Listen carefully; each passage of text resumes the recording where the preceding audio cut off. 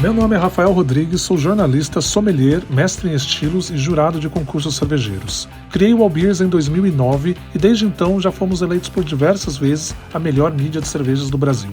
Agora eu convido vocês para conhecerem comigo os melhores bares, taprooms, brewpubs e cervejarias.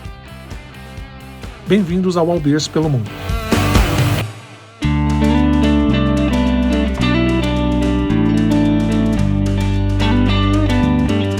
Hoje está um dia de sol muito gostoso e eu resolvi vir para cá, Paraisópolis, Minas Gerais, para conhecer as estruturas da cervejaria Zalaz e conversar um pouco com o Fabrício também, como tudo isso começou. Vamos lá?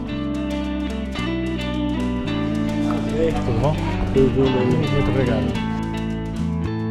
Bom, eu estou aqui com o Fabrício, nós estamos na cervejaria Zalaz, aqui é uma cervejaria rural, Minas Gerais, né, Paraisópolis? Minas Gerais. E Fabrício, muito obrigado por receber a gente aqui. E eu queria já começar sabendo como que começou a ideia de tudo isso, como começou a cervejaria. Vocês estão com tempo? Vamos lá. Não, brincadeira, mas primeiro obrigado pelo convite, Rafael, é um prazer receber você aqui na casa, conhecendo o nosso novo espaço, né? Na verdade, a Zalaz, ela nasceu oficialmente em 2015, né? Quando a gente abriu realmente a porteira da fábrica com a inauguração dela. Mas o projeto vem de muito antes, né? Então, na verdade, se for voltar até a minha infância ali, eu sempre quis voltar para cá e montar um negócio aqui. Eu entendia que era a única forma de eu voltar para a cidade. Eu sou minhoca, né? Eu sou da terra, né? Sou nascido aqui, criado aqui, em Paraisópolis, e eu queria ter uma oportunidade de voltar. Mas eu via que não tinha condição de eu voltar se eu não tivesse um negócio, né? Para mim era a única forma da gente conseguir ter sustento numa cidade pequena, de voltar viável, exatamente. E eu sempre vim também de família empreendedora, tanto do meu pai, da minha mãe, sempre família empreendedora, e eu tinha essa intenção de voltar para montar um negócio. E cerveja entrou no meio do caminho, já na minha final da adolescência, ali já início da fase adulta, que eu conheci mesmo o mundo da cerveja. Eu não era bebedor de cervejas, porque eu não tinha também acesso a uma cerveja artesanal, né, uma cerveja sem conservantes, esse tipo de coisa. E aí, no meio da fase adulta, eu comecei a ter acesso com cerveja artesanal nos Estados Unidos, depois aqui no sul do Brasil, e aquilo me abriu a mente. Falei, nossa, o que é isso? E aí fui ver que dava para fazer em casa. Então, em 2010, eu comecei a fazer cerveja em casa, e aí logo, alguns anos depois, eu já falei, isso vai ser meu projeto de vida. Então, eu vou construir uma cervejaria. E aí a gente veio desde 2012 ali, né? O logo da Zalaz surgiu em 2011, o nome surgiu em 2011, o logo surgiu em 2012, e aí em 2014 a gente decidiu realmente montar a cervejaria, a minha esposa e eu, a Juni e eu, e aí inauguramos em 2015. Então a história breve é essa, né? E qual que é a origem do nome Zalaz?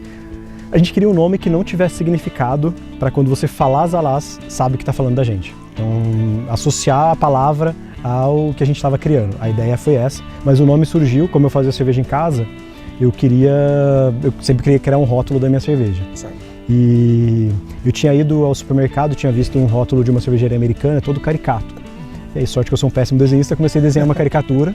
Na hora que eu desenhei a caricatura, eu enxerguei a palavra Zalaz ali. O Z, as orelhas, o A são os olhos, o L era o nariz. E aí eu li Zalaz, aquilo ficou na minha cabeça um tempão. E aí eu falei, agora eu vou trabalhar em cima disso. Então eu gostei da sonoridade e aí surgiu dessa forma, né? Não imaginava. Foi assim. Muito legal. Bom, nós estamos numa cervejaria rural. Sim. Eu queria que você explicasse o conceito disso e tudo que envolve a fazenda, a cervejaria, todos os projetos que tem aqui, o restaurante. Eu queria que você falasse um pouco. Então, na verdade a gente está nessa terra, minha família, né, se a gente for ver os ancestrais ali, estamos aqui desde meados de 1800, que a gente já está aqui nessa terra cultivando e sempre vivendo do cultivo de alimento. Então a ideia do cervejaria rural é justamente integrar esses dois mundos, né? Então, a cerveja é um produto rural, né? É um produto que vem do campo, né? Então a cevada, o lúpulo, tudo vem do campo, né? E a ideia, o nosso conceito, até quando a gente nasceu, a gente tinha menos um pouco dessa ideia, né? Então a gente nasceu dentro de uma fazenda e aí com o passar do tempo a gente falou, olha, a gente está aqui. Qual que é o sentido de a gente estar aqui, né? É estar cada vez mais ligado com a fazenda, com o que a gente já produz. E foi aí que, em 2017, que a gente decidiu que todas as nossas cervejas teriam que ter algum ingrediente a mais do que só a água, né? do que só mais o uso do espaço, né? Que a gente decidiu então que todas as cervejas teriam que ter algum ingrediente da fazenda. Então a partir de então, todas as nossas cervejas levam algum ingrediente da fazenda, não somente a água daqui, né? E aí a gente conseguiu interligar tudo, né? Então com a produção rural, a gente abastece a cervejaria, logo em seguida a gente montou a nossa torrefação, porque a gente é produtor de café, então a fazenda na verdade ela começou teve várias eras, né? Se a gente falar, se eu olhar para trás ali na nossa história, foram várias etapas. Então eu lembro da minha infância, foi muito forte o leite. Quando eu era pequeno, então eu vivi muito do leite ali, a gente até montou um ponto na cidade que a gente chamava de leiteria, que é quando você enchia o leite na garrafa de vidro, né? Você fazia você pegava no latão e enchia. Então o leite foi muito forte, depois a gente começou a ensacar o leite, pasteurizar, e aí com o advento da embalagem longa-vida, esse mercado morreu na época ali. A gente acabou com leite, ficou muito com porco, então a gente, derivados de porco, também de suíno, então linguiça, torresmo, carne de lata, e nos anos 80 a gente tomou o café. E o café ganhou grande destaque em 2001, quando a gente ganhou como o melhor café do Brasil. E até hoje o recorde mundial, assim, a pontuação mais alta do mundo do café em uma competição internacional é nossa. Só que a gente exportava todo o café desde então. Então o primeiro passo que a gente deu como Zalaz, depois de abrir a cervejaria, foi montar a torrefação de café. Então a gente começa agora a poder oferecer o café da fazenda, que antes era todo exportado, aqui no Brasil. Então a gente torra e vende ele como Zalaz. Que inclusive o café era a minha primeira ideia de projeto, né, para montar, era uma cafeteria, né? Eu morei um ano nos Estados Unidos só torrando café para aprender esse negócio, para montar depois aqui. Acabou que não tinha dinheiro na época, fui trabalhar e entrou a cerveja no meio. E aí, no primeiro passo depois da cerveja, veio o café. Depois a gente montou também um destilado, então a destilaria que a gente tem aqui, olhando muito o foco de sustentabilidade. Então a gente pega o tanque de cerveja, o fundo do tanque, ele acaba se perdendo ali, né? Se descarta ele. Só que a levedura já trabalhou, você teve um esforço para aquilo ali, então a gente montou a destilaria para aproveitar um pouco desse fundo de tanque e também aproveitar o cultivo de cana que a gente já tinha. Então hoje em dia a gente já tem também cachaças Zalaz, tem também os moonshines que a gente faz. Esse é um moonshine envelhecido 2 anos em barril de Jequitibá. E eu acho linda essa garrafa. Essa garrafa é demais, ele gosta também. E aí depois a gente falou, a gente já produzia linguiça, torresmo, produzia mandioca, milho. O próximo passo foi montar um restaurante, né? Então eu digo que o restaurante é o ápice do produtor rural, porque você consegue preparar a terra, plantar, cultivar, colher, processar e servir, tudo no mesmo local, a poucos metros. Né? É coisa natural. Isso. E a gente está a poucos metros de onde se planta a maior parte dos insumos que a gente usa aqui no restaurante, né? Então o restaurante veio como uma consequência logo depois e surgiu no meio da pandemia.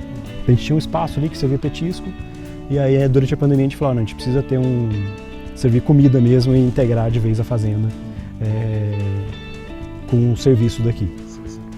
E aí mais recentemente a gente teve a criação de uma escola, então hoje a gente tem uma escola de educação infantil montessoriana. Como funcionou isso?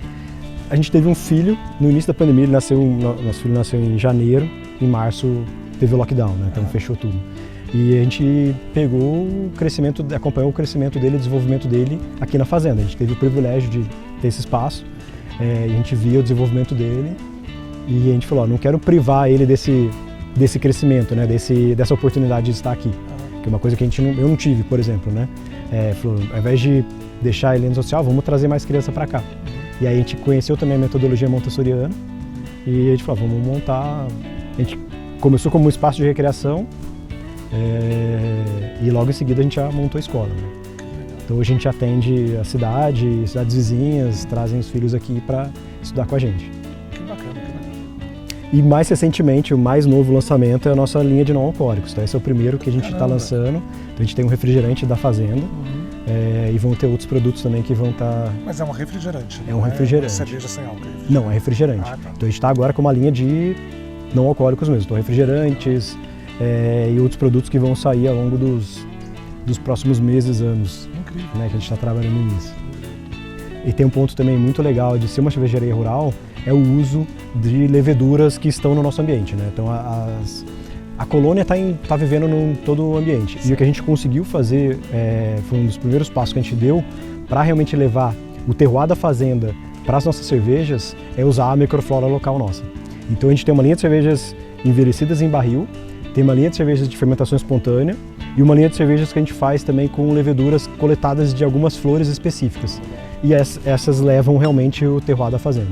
E é interessante que você consegue ter notas bem parecidas tanto na cerveja quanto no café, nos produtos que a gente faz aqui, né? No refrigerante também, que são notas que estão no nosso ar, né? Então ela está influenciando o café, está influenciando a cerveja, está influenciando o destilado, tudo você consegue ter algumas notas sutis que remetem à fazenda, né? Remetem realmente ao nosso espaço. Você lembra das Alás em qualquer produto que a gente tiver? Sim, sim. Seja cerveja, seja café, qualquer coisa a gente lembra das Alás. Mas eu sei que vocês têm os barris também lá dentro da cervejaria. Vamos dar um pulo? Vamos lá. Vamos lá então.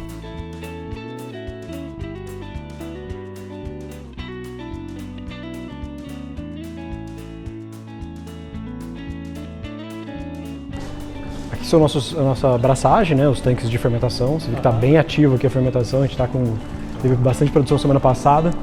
Eles estão bem ativos aqui. Não tem muita novidade das cervejarias que você visita aqui, essa parte comum de todas ali, né? A estrutura é bem parecida. O que a gente tem de diferente aqui talvez é o destilador, e esse é o nosso cool chip também, que a gente faz algumas cervejas direto no cool chip. Hoje a gente está com cachaça, caldo de cana sendo fermentado aqui, que a gente colheu na sexta-feira, moeu, então está fermentando aqui agora. E a gente usa também como cool chip numa época do ano, no inverno, seria agora, né, nas semanas mais frias. A gente coloca esse cool chip ali na entrada, deixa as janelas abertas e aí coleta todo o microflora que está no ar naquele dia, né, para fazer a fermentação da cerveja. Depois ela vai para um barril e fica 3 anos ali nos barris, né? Fica Descansando. Esse é o nosso destilador aqui. Tem a produção dos destilados, né, tanto da cachaça quanto dos moonshines, feitos de cevada. Nenhuma das nossas cervejas é pasteurizada, mas a gente tem um pasteurizador para os não alcoólicos e para os coquetéis. Então a gente tem alguns coquetéis que são engarrafados, a mesma coisa também os refrigerantes, e aí esses são pasteurizados. Então a gente pasteuriza aqui. Vamos conhecer a área de barrica. Então aqui a gente tem uma parte dos nossos barris estão aqui. Tem uma linha que a gente faz fermentação primária no inox, e aí depois de terminada a fermentação a gente joga para a barrica e deixa ele envelhecer ali e refermentar na barrica com a nossa microflora local. E tem uma outra linha que é a linha espontânea. Então essa linha a gente já faz a abraçagem no dia. Que é a que eu estou tomando aqui. Que é a que você está tomando. Essa ela inclusive leva bastante milho da fazenda. Legal. Milho crioulo que a gente cultiva aqui. Então nessa linha de cervejas a gente faz a abraçagem, resfria e joga direto no barril com inoculação dessa levedura que a gente coletou de maneira espontânea. E aí ela faz essa fermentação primária já no barril. Aí depois de fermentada no barril, isso a gente está falando de no mínimo 6 meses, né? Então a gente tem cervejas que a gente consegue tirar em 6 meses, a maior parte delas vai entre 9 meses e 1 ano, e algumas que às vezes ficam mais do que isso, né? Aí depois que ela está pronta, a gente tira as provinhas das barricas, vê como que está o sensorial, a fermentação. Se a gente achou que já chegou no ponto, a gente já tira das barricas, volta para o inox e invasa, e depois de invasada elas vêm para cá. Então ela fica aqui mais alguns meses, no mínimo uns 3 meses, refermentando na garrafa. Então ela tem várias fermentações, né, que ela passa até ela chegar pronta na garrafa. E a gente está falando de no mínimo também 9 meses para ela estar aqui. É uma gestação mesmo, é um filho que nasce, cada uma dessas ibirás espontâneos é basicamente um filho que nasce, né? Você tem uma ideia de quantos rótulos já se lançou pela Ibirá e quantos rótulos mais ou menos assim? A Espontâneos, a gente está na Espontâneos 17. Então já teve 17, mas a gente teve safras, né? Então a Espontâneos 1 Saison, a gente já lançou 2 safras. Qual mais? A gente já lançou 2 safras. Algumas delas a gente já fez safras, então assim, a gente faz a mesma base, só que a gente não. É como vinho, né? Você não consegue ter uma. Essa vai ser a mesma receita, né? Então por mais que a gente faça a mesma receita, use o mesmo barril, a influência do tempo, a influência do. Mas acho que isso que é legal.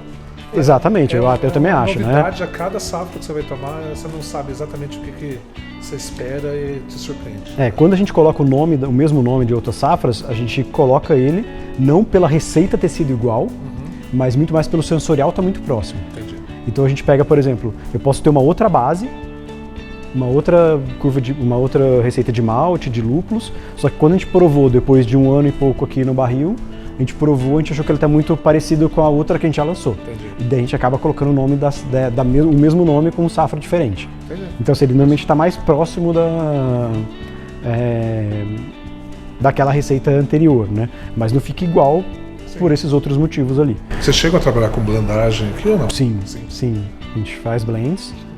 Acho que eu tenho no tanque ali, dá pra gente provar alguma coisa do tanque foi um blend que a gente fez de uma dessas. Deixa eu pegar uma taça pra gente provar ali no tanque. Então essa é a nossa linha de envases. Hoje o nosso envase é em garrafas. Então todas as nossas cervejas são engarrafadas.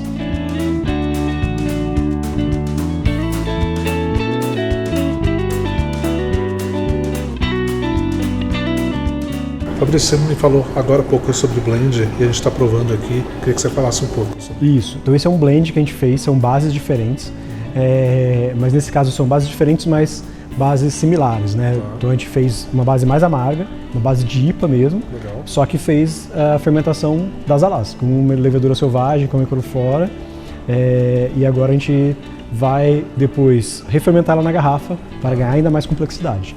Mas ela já está trazendo bastante do Breta, já tem uma acidez muito agradável, muito refrescante ali. A gente percebe tudo isso já. A gente já está percebendo toda essa complexidade aqui e vai ganhar mais ainda. Vai ganhar mais ainda. A gente ainda não tem o nome dela, não sabe exatamente quando a gente vai lançar, porque ela vai ter o tempo dela na refermentação, mas em breve está chegando esse blend no mercado aí. Muito obrigado de estar tendo a oportunidade.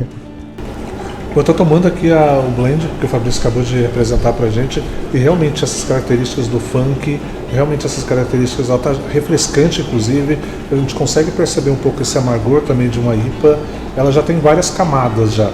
E eu fico mais curioso para provar quando ela for lançada no mercado, que inclusive ela vai estar com certeza mais maravilhosa do que já está. Saúde!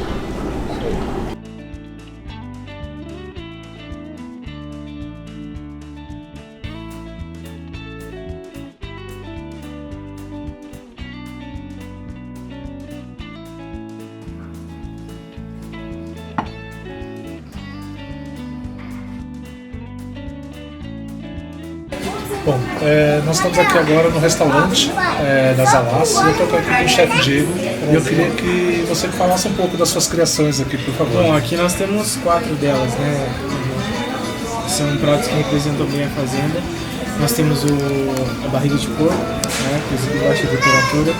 Temos também uma polenta com rabo de cogumelos daqui da região, mas essa polenta é feita com milho crioulo, né, daqui da fazenda.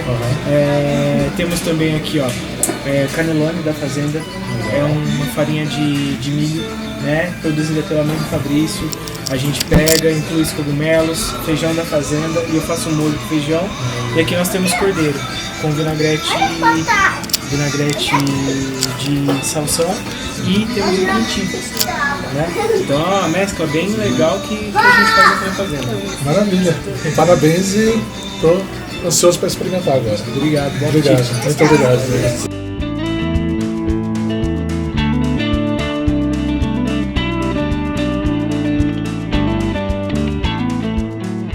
Fabrício, novamente muito obrigado por receber a gente aqui. Eu estou muito ansioso e curioso para provar aqui as obras de arte aqui do chefe de vocês, aqui do restaurante de vocês. E é isso, estou muito feliz de estar aqui. Que bom, obrigado pela visita. E agora, reviver o caminho da roça, volte mais vezes agora. Voltarei, com certeza. Obrigado, saúde.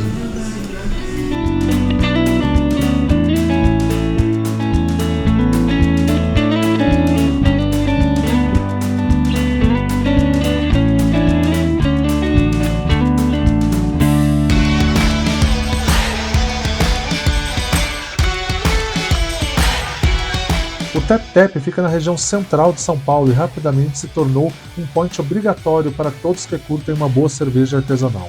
São 16 torneiras de chopp e alguns rótulos nacionais na geladeira, incluindo opções sem álcool e sem glúten. O bar também conta com drinks, sanduíches e porções. Uma ótima opção para tomar uma boa cerveja artesanal e ficar na vitrine curtindo o centro da capital paulista.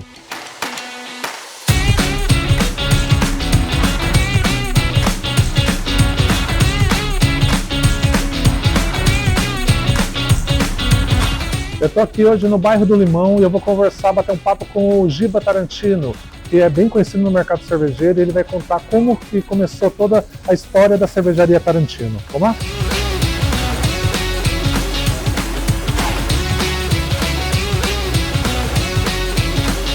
Giba, a importadora, você foi um dos pioneiros da importadora Tarantino. Eu queria que você contasse um pouco como foi aquela época de trazer as primeiras marcas americanas para o nosso mercado cervejeiro. Putz, Rafa, foi uma descoberta muito grande, né? Eu já trabalhava com comércio exterior e vi na importação de cervejas um nicho interessante a ser explorado. Eu vi que não tinha tanta oferta como o vinho e descobri que as cervejas americanas não eram exportadas para o Brasil. E fiquei muito curioso. Eu era um bebedor das cervejas mainstream, acabei contratando o Cássio Piccolo do Frangó, que naquela época era o único bar de cervejas artesanais na cidade de São Paulo. Isso a gente está falando que ano, mais ou A menos? gente está falando de 2008, 2009, e eu acabei indo com o Cássio Piccolo pro Great American Beer Festival. E lá eu fechei 2 containers de cerveja. Um container de Flying Dog, da saudosa Flying Dog, e outro container era metade Rogue, metade Anderson Valley.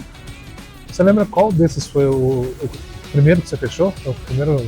Foi Anderson Valley. Anderson Valley, inclusive, foi a primeira marca a ser desembaraçada aqui no Brasil. Então foi a primeira cerveja artesanal americana que chegou em solo brasileiro.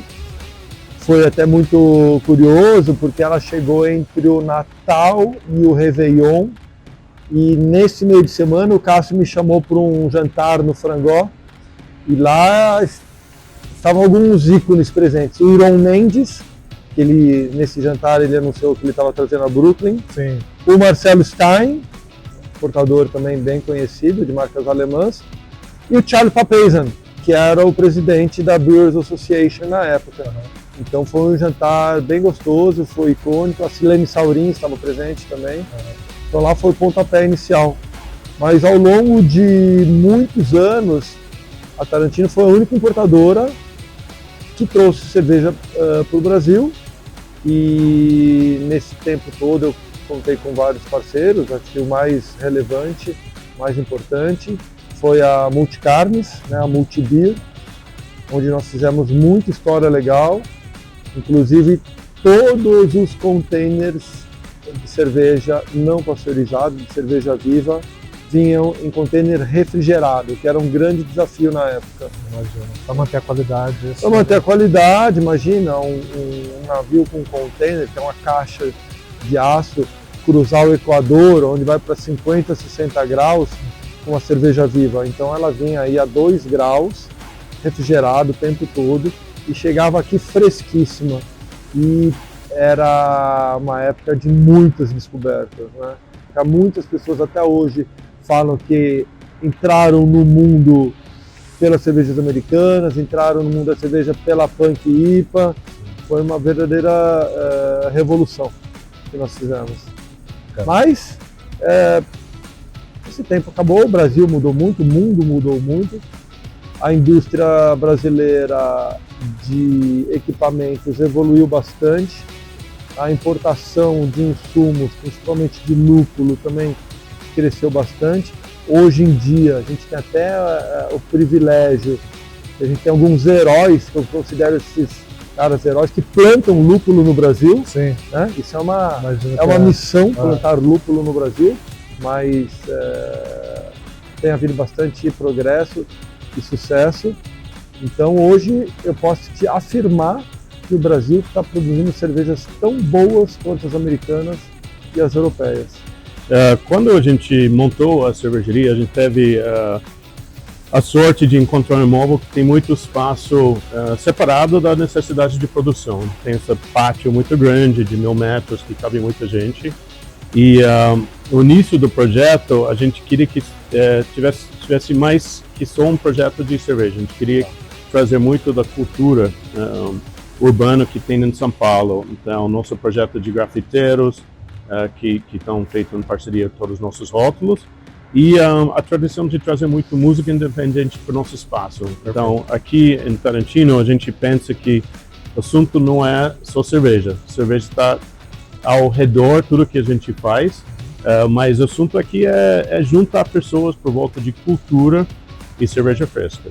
Privilegiando muito música brasileira, mas a gente trabalha com outros estilos também. A gente chega a receber no rotativo até 2.000 pessoas. A gente tem uma feira de disco muito legal, que já vieram até 2.000 pessoas, e simultaneamente 1.000 pessoas. Como espaço aberto, muita ventilação, foi uma ótima opção durante a pandemia também. Inclusive, no ano de 2021, a Veja fez uma categoria Lugar Arejado, onde nós ganhamos. Em 2020 nós ganhamos o melhor chopp de São Paulo. Então os eventos são uma coisa muito natural, que a gente já virou uma referência, e posso dizer que principalmente blocos de samba vêm aqui com muita frequência.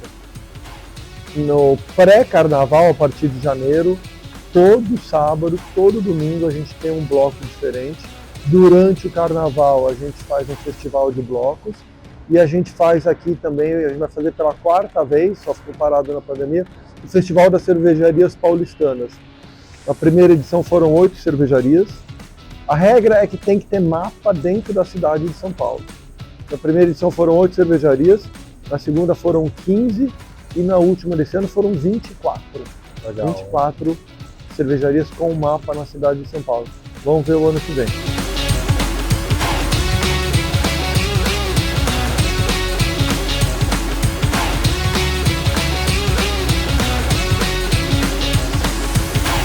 Convidamos o especialista em cervejas Edu Passarelli para falar um pouco sobre a primeira cerveja envelhecida do Brasil, a Beer Trupp Vintage No. 1. E ele melhor do que ninguém para falar sobre ela, já que ele fez parte daquela produção única. Fala pessoal, hoje eu estou aqui para contar para vocês um pouco da história da Beer Trupp Vintage No. 1. Essa cerveja começou com uma reunião de amigos. A gente estava discutindo a dificuldade de se encontrar estilos diferentes de cerveja no mercado brasileiro. O ano aí é 2008, quando a gente fez a primeira Pilsen tcheca dessa turma, que se chamava Tcheca, né? Uma Pilsen que era diferente das que se encontrava no mercado normalmente. A cerveja ficou deliciosa e daí veio a ideia de ter uma Barley Wine maturada em barris de carvalho. Nunca tinha sido feita no Brasil uma cerveja maturada em barris de carvalho. A gente foi atrás, eu, Leonardo Boto, Alexandre Basso, né, que além de um grande cervejeiro, tinha a cervejaria, né, tinha o brinquedo para a gente realizar aí essa aventura. Então a gente foi atrás de barricas de carvalho e conseguimos 2 barricas de carvalho de uma vinícola do sul do Brasil, que elas tinham sido usadas para brandy e para vinho, se eu não me engano, vinho tinto. Preparamos uma cepa de levedura que aguentasse uma força alcoólica grande, né? E daí fermentamos uma autêntica Barley Wine.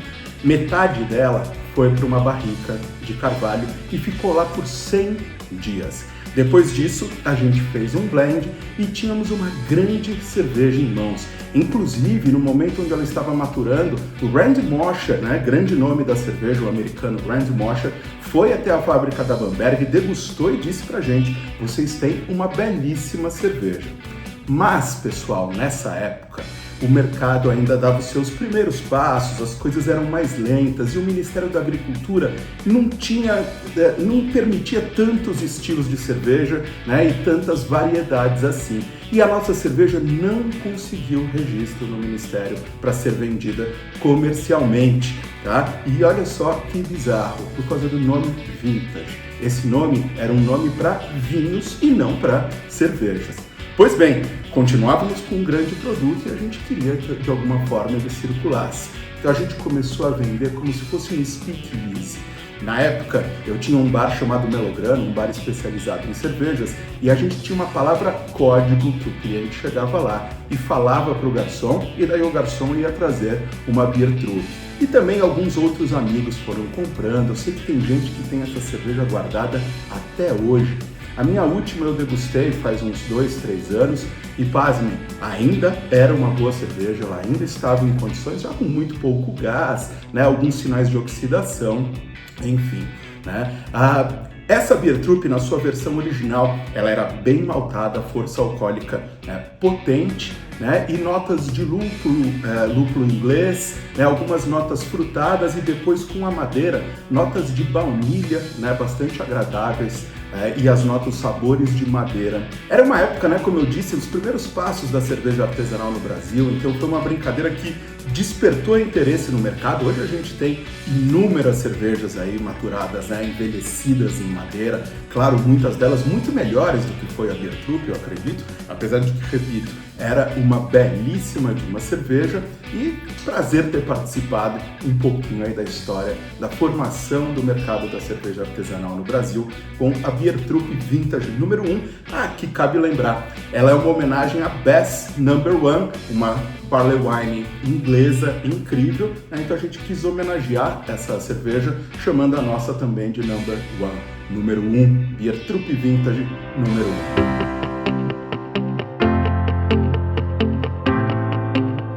Neste episódio falamos de opostos e pioneirismo. Começamos pelas visitas opostas, uma cervejaria na fazenda e outra na cidade. Fomos até Minas Gerais conversar com o Fabrício sobre a rica história das Alás.